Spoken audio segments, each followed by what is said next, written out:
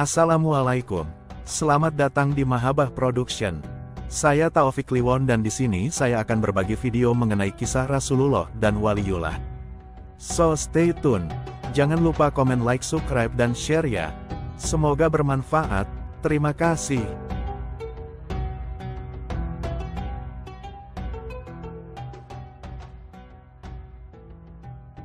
Barisan pemuda kebangsaan sebenarnya telah dimulai sejak tahun 1920-an, pasca runtuhnya Kesultanan Utsmaniyah dan ekspansi negara-negara Eropa yang berusaha untuk menguasai dunia, serta karena adanya banyak intelektual yang lahir di Indonesia seperti Ki Hajar, Kiai Haji Mas Mansur, Kiai Haji Wahab Hasbullah, Tan Malaka, dan lain sebagainya. Saat ini, anak-anak milenial mungkin sedang tertarik mengkritik Banser bahkan sampai pada persoalan seragam doreng. Hal ini mungkin perlu diklarifikasi.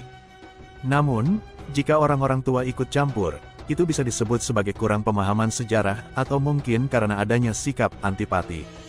Istilah dan fakta mengenai tentara-tentaraan ini muncul saat masa penjajahan Jepang, ketika pada bulan September tahun 1942 diadakan konferensi pemimpin Islam di Jakarta. Konferensi ini bertujuan untuk memperoleh dukungan Islam untuk Jepang dalam Perang Asia, namun ternyata gagal.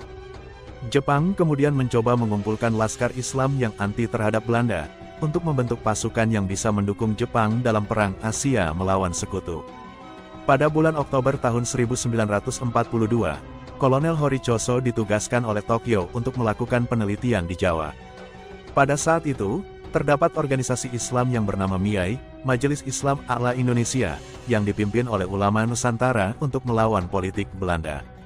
MIAI berhasil membuat kekacauan bagi Belanda karena memiliki banyak laskar santri di dalamnya, termasuk ANO, Ansyorun Nahdlatul Ulama, yang didirikan oleh Kiai Haji Wahab Hasbullah sejak tahun 1924, dan kemudian menjadi Ansor pada tahun 1934.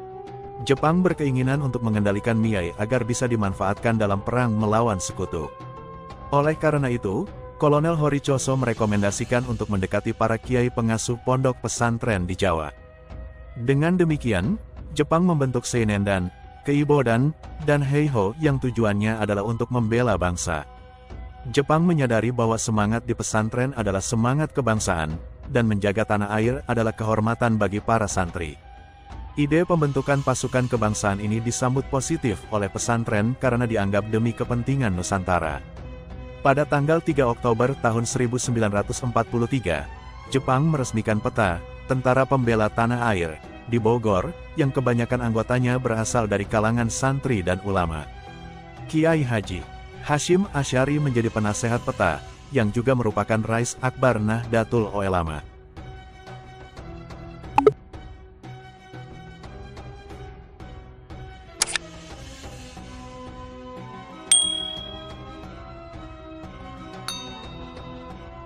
Perjalanan Kolonel Horichoso ini menunjukkan bahwa Jepang ingin memperoleh dukungan tambahan dari laskar, terutama dari pesantren. Namun, Kiai Haji Hashim Asy'ari menyadari bahwa Jepang hanya menggunakan peta untuk kepentingan mereka sendiri, bukan untuk kepentingan Indonesia. Pada tanggal 4 Desember tahun 1944, Kiai Haji Wahid Hashim mendirikan Laskar Hizbullah, yang menjadi terkenal dalam pertempuran tanggal 10 November tahun 1945.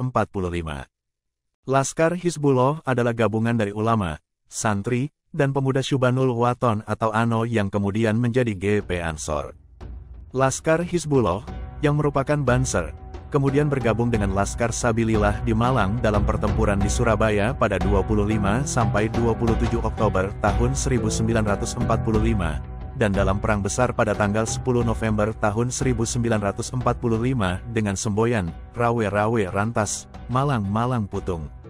Lulusan pendidikan Laskar Hizbullah menjadi cikal bakal tentara Indonesia, dan salah satu tokohnya yang disegani adalah Kiai Haji Abdullah Abbas Buntet Cirebon, yang mendirikan Batalion Elit Infanteri 315, Resimen 1 Siliwangi.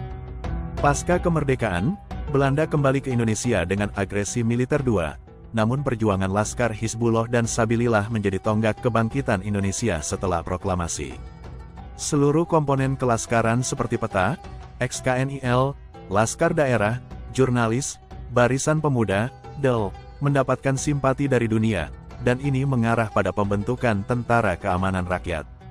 Pada bulan Juli tahun 1946, Hizbullah melaksanakan Kongres Umat Islam di Jogja yang menghasilkan peleburan Laskar Hizbullah ke dalam Divisi Sunan Ampel.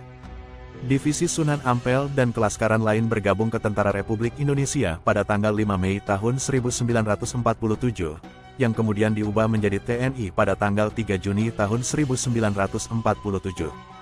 TNI memiliki kepemimpinan kolektif dari mantan pimpinan TRI dan badan kelaskaran lainnya. Penting untuk dicatat bahwa meskipun banyak batalion memberontak, Hizbullah Sabilillah tidak pernah memberontak. Jadi, jika ada yang mempertanyakan seragam Banser sekarang, ingatlah bahwa TNI lahir jauh setelah Banser berjuang bersama Hizbullah Sabilillah, PETA, DEL, sebelum Indonesia merdeka.